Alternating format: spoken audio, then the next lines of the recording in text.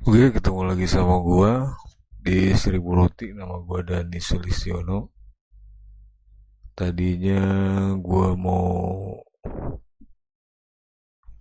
jelasin tentang token yang bolak-balik hubungan nanti dengan kripto yang gua kemarin sempat jelasin. Token itu dibuat dengan enkripsi yang kita di dunia programming nyebutnya namanya enkripsi.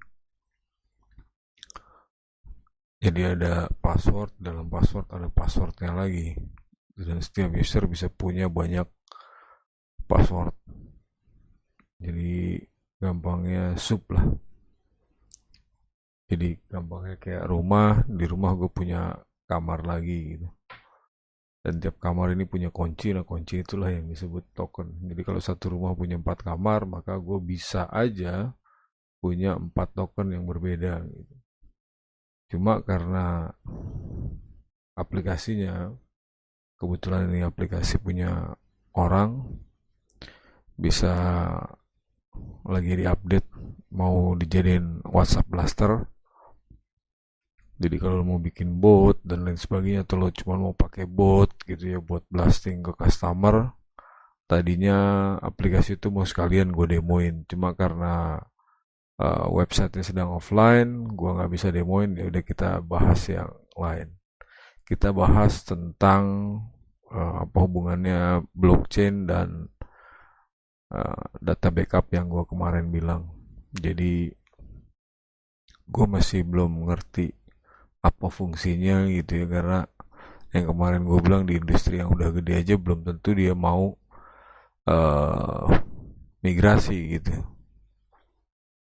Padahal teknologi ini sudah cukup lama. Jadi biar nggak banyak uh, preambul atau pengantar, gue kasih demo aja. Nah ini gue pakai Windows Server. Nah di Windows Server itu ada namanya Windows Server Backup.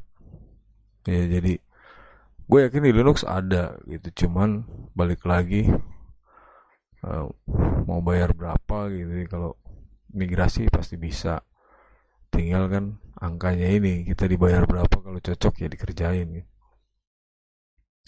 Tinggal klik di sini Windows Server Backup. Nah, yang gue kemarin bilang ya, dia bisa di scheduling. Jadi lu mau backup tuh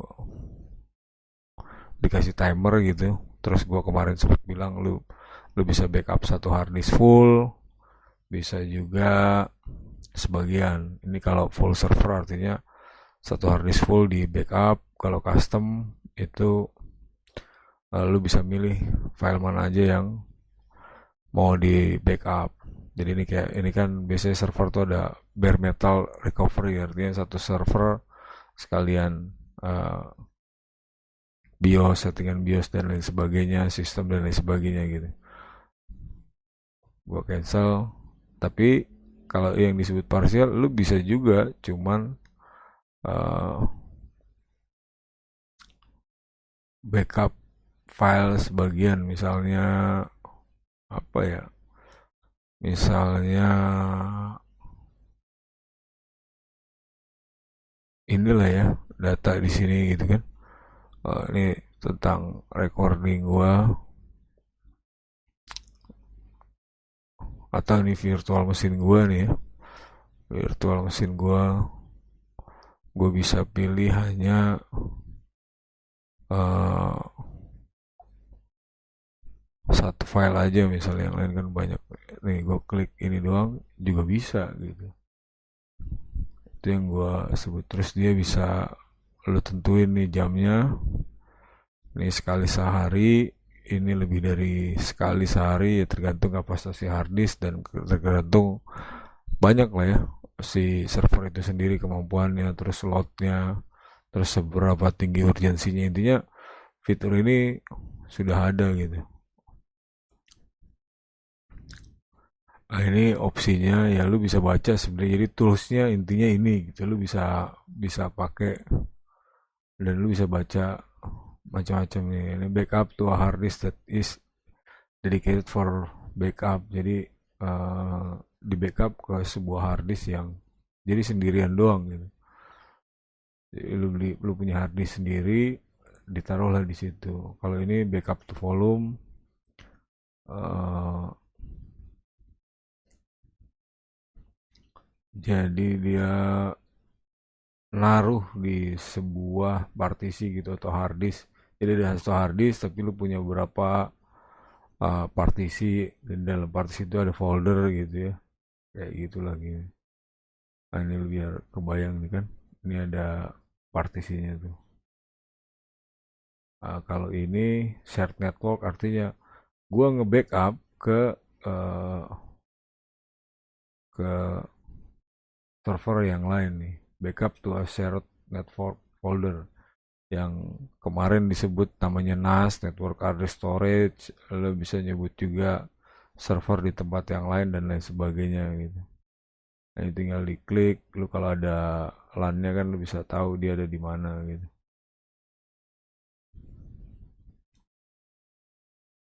Jadi misalnya taruh sini gitu kan, itu bisa juga.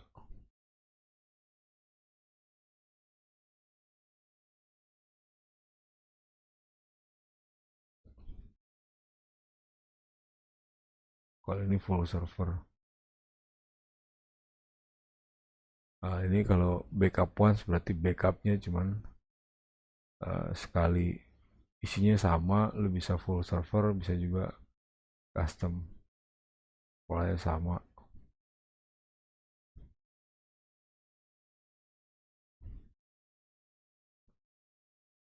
Oke, sekian dulu dari gua. Jadi soal blockchain, dia akan duplikasi ke banyak virtual machine atau kontainer, yang intinya ada komputer lain di luar sana yang saling terhubung, dihubungkan dengan yang namanya API. Dia akan ngehit, ngehit, ngehit dan ngelooping. Eh,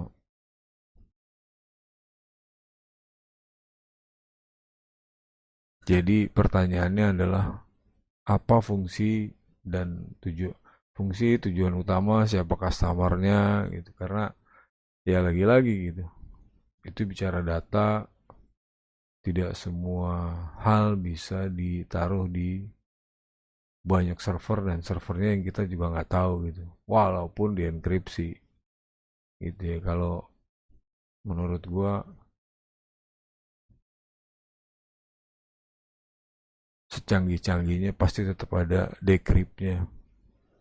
Jadi untuk tertentu, contoh misalnya kalau tingkatnya udah negara, kayak kayak BIN gitu ya, atau BSSN gitu ya, atau uh,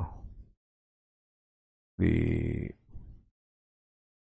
Komdak, Interpol gitu ya, atau di ya hal yang berbau dengan intelijen, itu hampir, menurut gua hampir mustahil kalau servernya ditaruh di, atau datanya ditaruh di blockchain. Itu sih menurut gua, menurut sudut pandang gua. Jangankan tingkat rahasia negara gitu kan,